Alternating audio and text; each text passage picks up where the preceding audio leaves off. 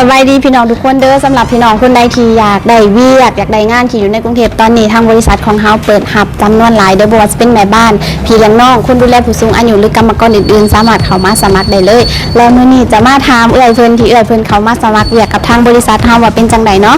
อันนี้เอื้อยมาสมัครเวียกนี่ได้งานได้ยังนี่ ได้แล้ว เอื้อยเป็นคนทางใด เป็นคนสวรรณเขต อ๋อ เนาะ เป็นคนสวรรค์เขต แม่ เอ้ยซื้อแนวใดนี่ ชื่อดาว ซื้อดาว แม่ ก็คือได้งานเป็นทีมหอได้เป็นงานหยังนี่ ได้เป็นงานแม่บ้าน อ๋อเป็นงานแม่บ้าน แม่น ฮู้ว่าเจ้าของได้งานอยู่ไส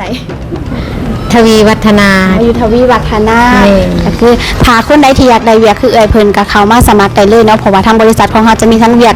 คู่เวียกเดียวหรือว่าคู่พ่อเมียจังซี่มาสมัครได้เลยบอนสมัครเวียกแมนอยู่จรัญสนิทวง82/1เนาะอันฮู้จักศูนย์ของเฮาที่สมัครเวียกนั่นนี่ได้ฮู้ได้จังได๋ หมู่ในน้ อ๋อหมู่แนะนำมาแสดงว่าหมู่เคยได้งานไปแล้วแหละเขาจะแนะนำมาให้แล้วอันนี้มาสมัครเวียกนี่จักเทื่อแล้ว ำ2 เทื่อที่สอง นี่ เอาเทื่อที่หนึ่งกลับบ้านไปเฮ็ดหยังนี่ จ้ากลับบ้านไปทำนา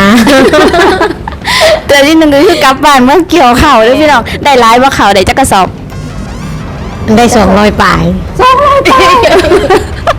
สมพอแล้วเจออันนี้จากงานเมื่อเกี่ยวข่าวประวัติแล้วได้ข่าวร้าย200กระสอบ โอเค ทุกคนถ้าผู้ใดอยากได้งานก็ฝากในมาสมัครอยู่ใส่ แม่สมัครอยู่จรัญสิริวงศ์82/1 มาสมัครอยู่ที่จรัญสนิทวงศ์ ได้เด้อหมู่ครูก็ได้ มึงครูก็ได้เนาะเข้ามาสมัครได้หรือว่าหลังปีใหม่พะอยากเข้ามากันแม่นเข้ามาได้เลยเนาะโอเค ทุกคนไปเลยเด้อบ๊ายบาย